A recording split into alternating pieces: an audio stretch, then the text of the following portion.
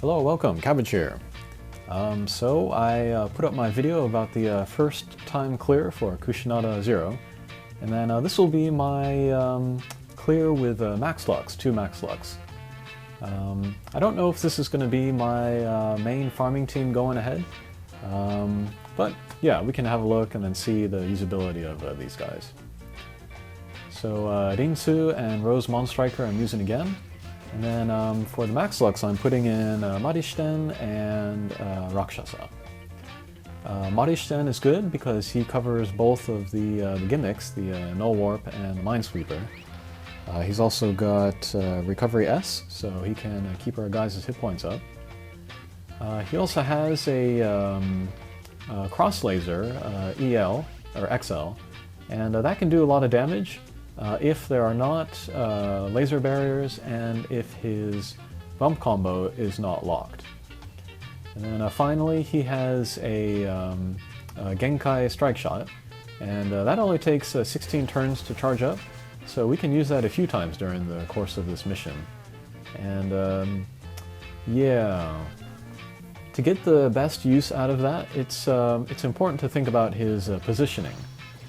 And that's kind of the name of the game throughout this entire mission, is positioning. If you can get the positioning right in order for the next stage, then everything will be easier. That goes for every mission of Monster Strike, but especially so for Kushinada Zero. And so yeah, you saw that I kind of passed Rinsu's turn to keep him on the bottom of the screen so that he would do a good attack on the next screen. And yeah, this wasn't as necessary for my first time clear where I used lots of Hatcher monsters. But since I'm using drop monsters here, starting each stage with Rinsu is going to be particularly important. So here I just went for the attack with Rakshasa. We ate a mine, but that'll make the next stage easier for us. So. And yeah, there we have the dragon, or the gem thing right in front of Rinsu, so we'll just go ahead and attack that with him.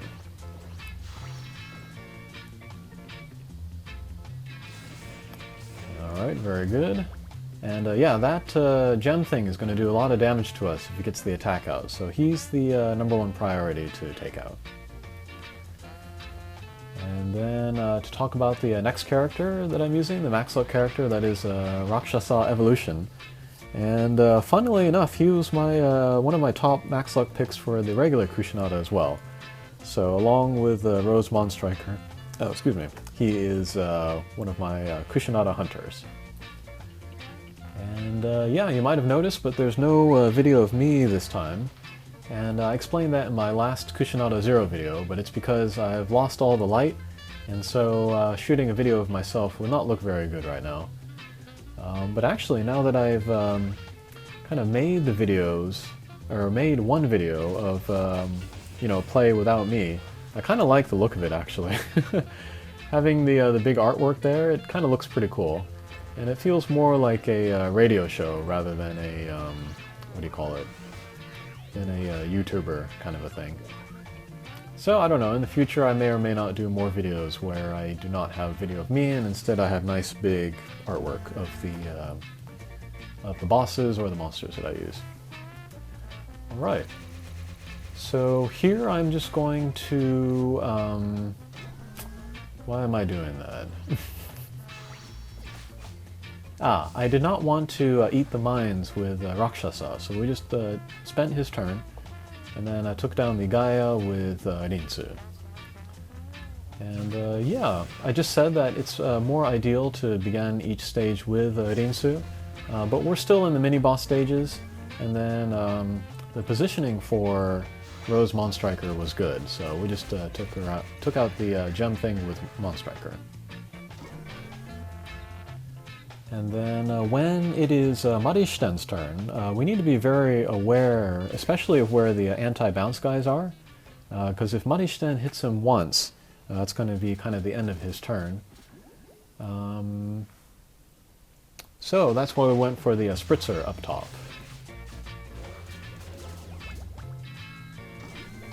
Alrighty, so first order of business, we take down the gem thing, and then if there's a Gaia, maybe we'll take him out. And that's especially helpful to take out the Gaia with this team, because I only have one person with Minesweeper. There's one other person that can fly over the mines, but I have two characters that would take damage from the mines. So getting rid of mines with Marishten is important, and then also getting rid of the Gaias pretty quickly is also important.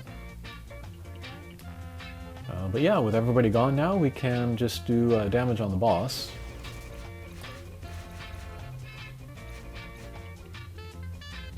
Yeah, and there I would have liked to have missed Rakshasa's gauge, so that he would enter the warp and then possibly do some damage to the boss.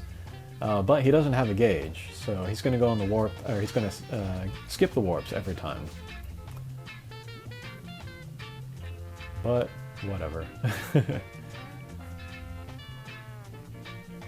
Alright, and then, yeah, this Kushinada Zero mini-boss, the mini-boss stages, she doesn't do a whole lot of damage herself. She doesn't really have an ultimate attack. This here, that cross laser might be the perfect, or the closest thing, but even in a deity type, it didn't do a whole lot of damage, so yeah, we can kind of take our time on these mini-boss stages. But yeah, Kushinada Zero, she does indeed have a Deity Slayer, so Marishten will take extra damage there. And then some other characters that are recommended for the mission, like Tsukuyomi and Gilgamesh, they are also deities, so if we use them, we want to be careful about their placement. And then to be on the safe side, we also maybe want to bring no more than one deity. So yeah, that's why I'm bringing Marishten and neither Tsukuyomi or Gilgamesh otherwise. But yeah, the majority of the damage we're going to take are going to be from the Gaias that shoot out the mines and then the lock-on laser. So we don't need to worry too much about attacks from Kushinada. Alright, so here again I see the anti-bounce guys all around, so we'll kind of take the only avenue open to us, and that is to do some damage to the boss. And we are going to keep an eye on the gem thing, make sure we take it down within 3 turns. I think we can do that with Rinsu here.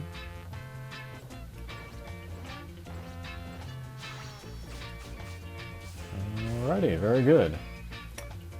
Yeah, I did say this in the other video, but starting every stage with Rinsu is the best. But I also found that having him go third also works. If Rinsu had gone second on this stage, then those blocks would have been up, and then he wouldn't have been able to get to the gem thing, probably. But on the third turn, the blocks went back down, so that opened up the way for Rinsu, and that was fine. So yeah, I would say ideally Rinsu goes first. If not first, then third is fine as well. Okay, we're going to eat a mine here, but we had the gold heart, so we just went up there. Okay, so then the gem thing is back. And then when the gem thing is revived, you can make a judgment call. You can either go after the gem and then do some damage to the boss that way. Or if maybe the boss is close enough to be taken down anyway, you can just go straight for the boss and do direct damage.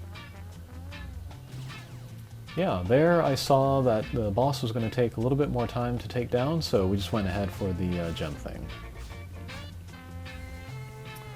Alright, nice damage from Rakshasa. And yeah, he was pretty great for this mission. I was a little bit worried because he doesn't have either Flight or Minesweeper. But actually the placement of the mines, there are not so many that it was a strain to use Rakshasa. So yeah, I can highly recommend him. And there are a whole bunch of Pierce no warp characters. But Rakshasa is probably, Pierce no warp drop characters. But Rakshasa is probably my top pick. because he is fire, and then his poison bump combo, it always comes in handy when you least expect it. Alright, so I saw Marishten in great position there, so we went ahead and used his strike shot. He got kind of an irregular bound, but even then he got 1,000,000 damage, so pretty cool. Alright, of course here I have an eye on the gem thing. I'm wondering what to do with Rakshasa here. Alright, didn't want to get the heart there, but it's not the end of the world. Alrighty, and then Rinsu, yeah, he can one-punch the gem things, so that was fun. Yeah, and again, he went on the third turn, so he was able to avoid the blocks that go up and down.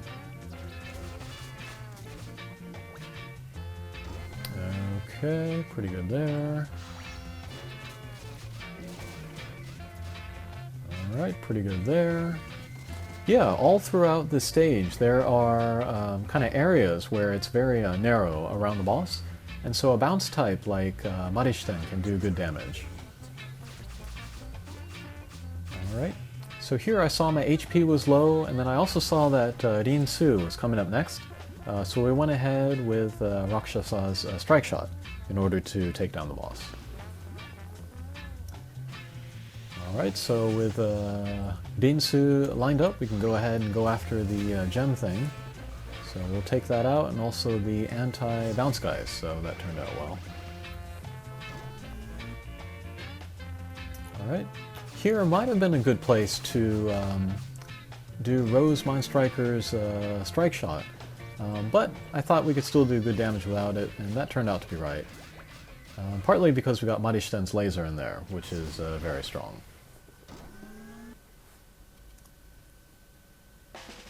Okay, Rakshasa again.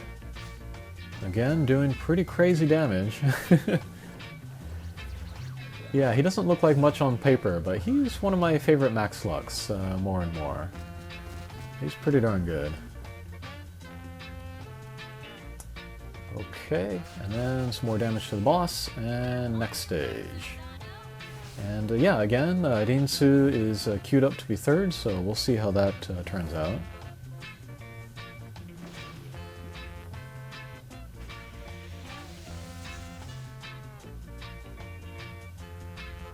Alright, so I don't want to hit either the anti-bounce guys, and I don't want to hit the gem thing with Marishten, since that also acts as an anti-bounce guy. That will stop Marishten in his tracks, so... Yeah, we went for the course that would do the most damage, and that was in between the Gaia and the boss. Okay, we'll do some more damage on the boss. Yikes.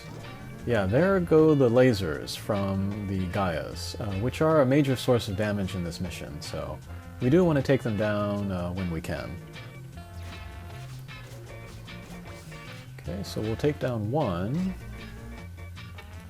And then here I see another great chance to use Marishten's strike shot, so let's do that. No chances for match shots or hit stops on this mission, unfortunately. But yeah, another 1,000,000 damage. It's pretty good for 16 turns. Whoops, and we went a little bit too low there with Rakshasa, but oh well. Okay, don't really want to step on the mines. I could have used Rinsu's strike shot. He doesn't have to move, he just shoots out the homing missiles. But I thought that would have been a waste. Kushinada's life is already pretty low, so... we'll just take him down the normal way. Alright. Good job, Marishten. And last stage.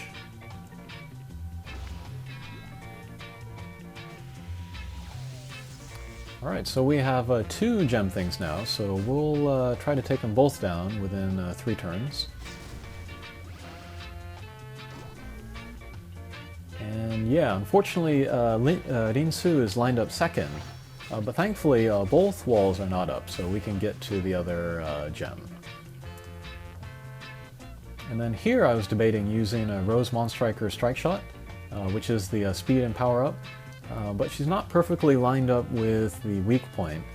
And then also that area between the two blocks is too narrow to do a what do you call it? A loop hit, which is like a pure smash shot. So we'll just kind of move her down, hopefully so that we can get a good strike shot chance the next round.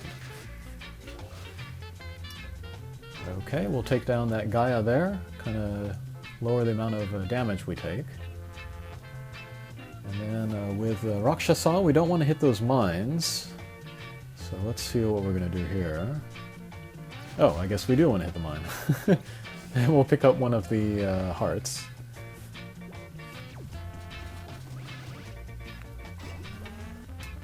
Okay. And then here I didn't see a great way to do damage to the boss, so we'll just go ahead and use the strike shot, which is very strong, ridiculously strong.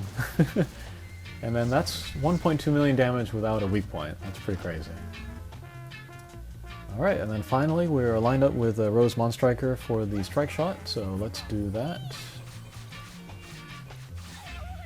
And excellent.